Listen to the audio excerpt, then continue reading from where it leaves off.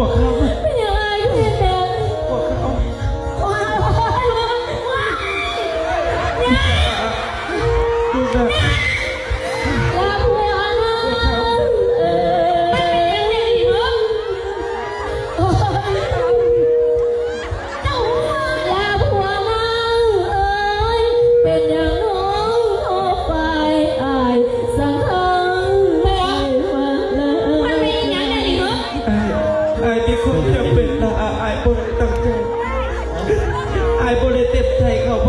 ดูนะ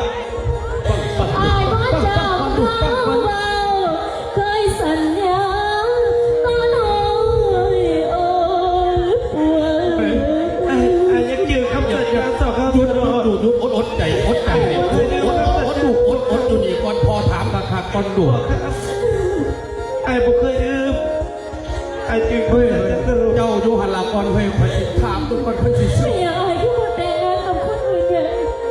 ใส่ไอ้ลงมาให้น้องถ่ายอยู่บ้านแต่ไอ้ชิฟองสาวเก่าขึ้นมาหาน้องกับลุงป่วยอีดีกับล่ามของมันให้เป็นอีกตัวหนึ่งว่าเมียมึงคนอีเท่าย่าดีกว่าพี่มึงเลยป่วยพ่อตายคักมาดิปัดข่วยเพิ่มสุดๆไม่ไปยุดกระดูกยุดคนเป็นไรแล้วเว้ยนางเอ่ยเธอคำสัญญา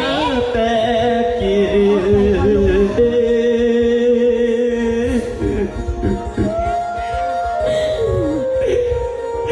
นางเอ่ยนางคำสัญญาแต่กี่ตัวอายพี่บ่มีดวงปี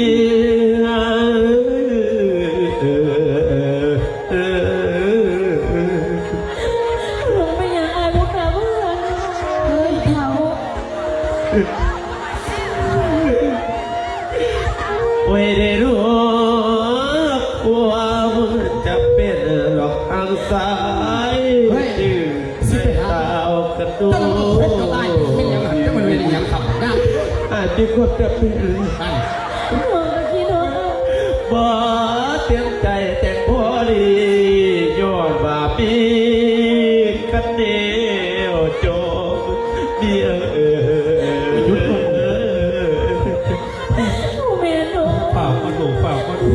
ไอ้ลูกทำสัญญาของเราเลยพี่ไอ้ไม่ได้รู้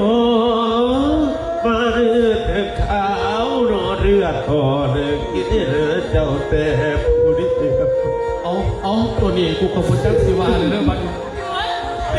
กาเบอร์อย่างนู้นในมาเกี่ยวลูกหลานไม่ได้ลูกขอตายข้างมันขบวนลูกไอ้กูตายมาดีเอาโอ้ยหยุดก่อนดูย่าดูพอดูเอาดูตายครับมาดีพระขวัญแต่ซากมันอุ้ยเดี๋ยวเรียกมันผัวไอ้ผัวอยากให้มันเกิดแบบนี้ดอกนะเฮ้ยไม่ยังมึงเขาประกาศก่อนทันเหรอคือว่าปากวางขนาดจะมาดูไอ้เป็นนี่คนไปไอ้ก็อยู่บนโถส้วมเจ้าเกจะไหนกับปัญหาตัวนี้ย่ามีผู้ไหนดีดูนี่คือผ้าอ่อนลอยลานโพทั้งโซ่ผู้ที่บอก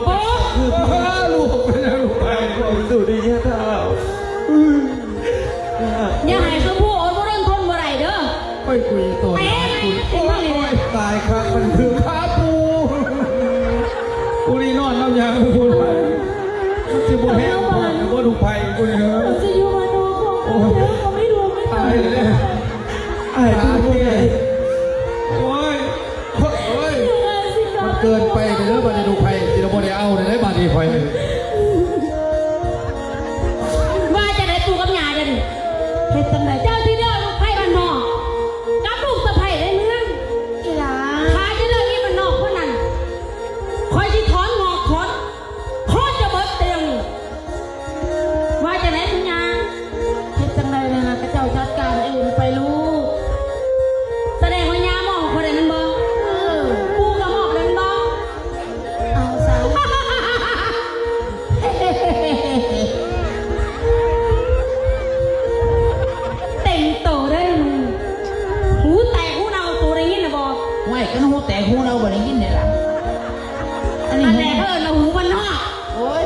หูในเมือง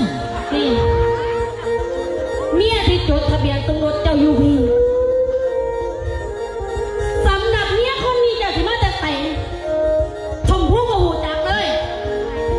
แต่เมียคนนี้จดทะเบียนสมรสเรียบร้อยบ่ต้องแนมดอกนี่ เป็นอย่างนั้น คอยสิบอกเจ้าสำหรับผู้หญิงที่แต่งง่ายแบบนี้ สมพู เจ้าอยู่ใจเอ่ย จักผู้ใด พอมาทุกสิ่งทุกอย่างพ่อกับแม่จะบอกให้เขาว่าแล้ว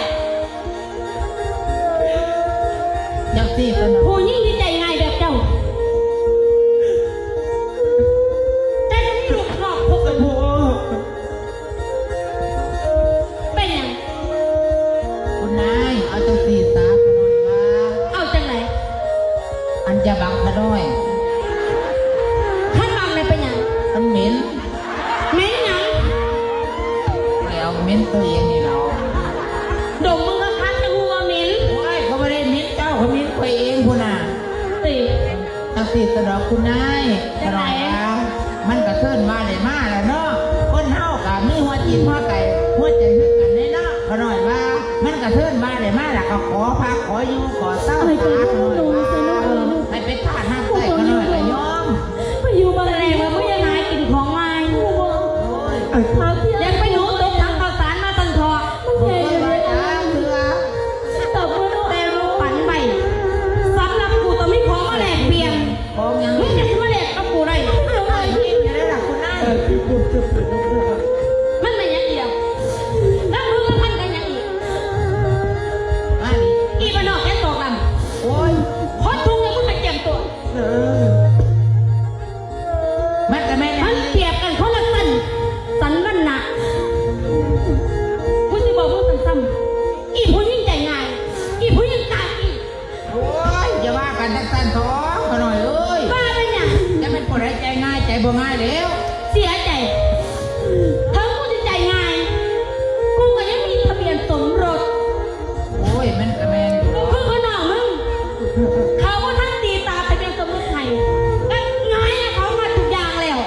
โอ้ยก็ธรรมดานั่นล่ะมุตะข่อยเป็นคนบ้านนอกกอกตื้อตะบือสัวบ่ฮู้จักอีหยัง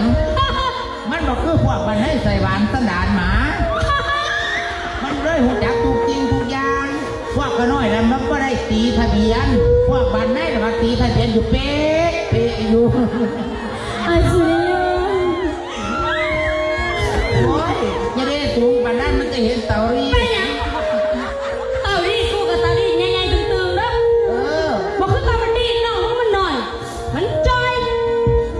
ไว้เพิ่มหน่อยถึงจ้อยกับมีหูเขาคือกันหั่นล่ะ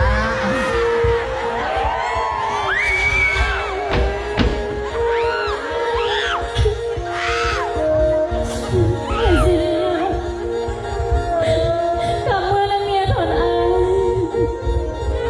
ที่ถอนรู้อะไรสงถ้าอายบ่ไป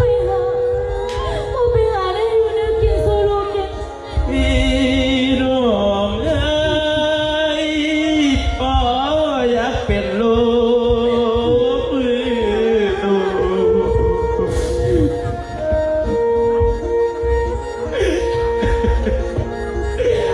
พี่น้องเอ้ยพ่ออยากเป็นลูกมือตูโอ้ตาสิไปเด้โอ้ จะให้เขาไก่พ่อเขานี้นักกระดาษเนาะ ได้เห็นหยัง โอ้ยเด้โนแสนอะไรแต่ละปีที่ดูเป็นเจ้า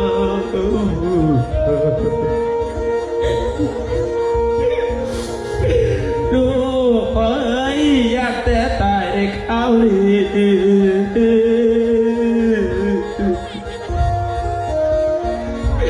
โอ้ยลูกเอ้ยอยากแต่ตายในข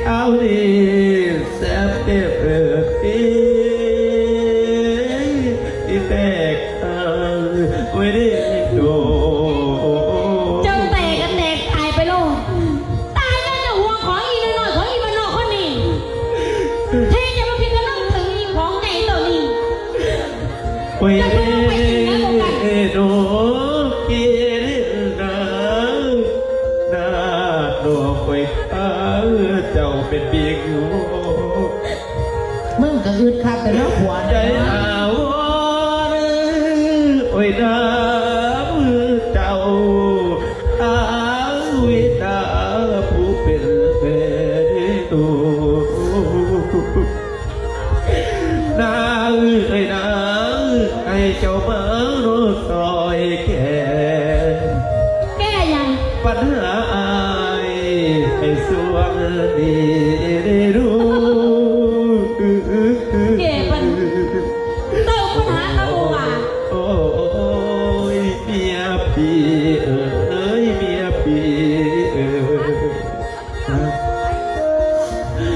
ความจะเป็นของอายสิบอกเราความในใจ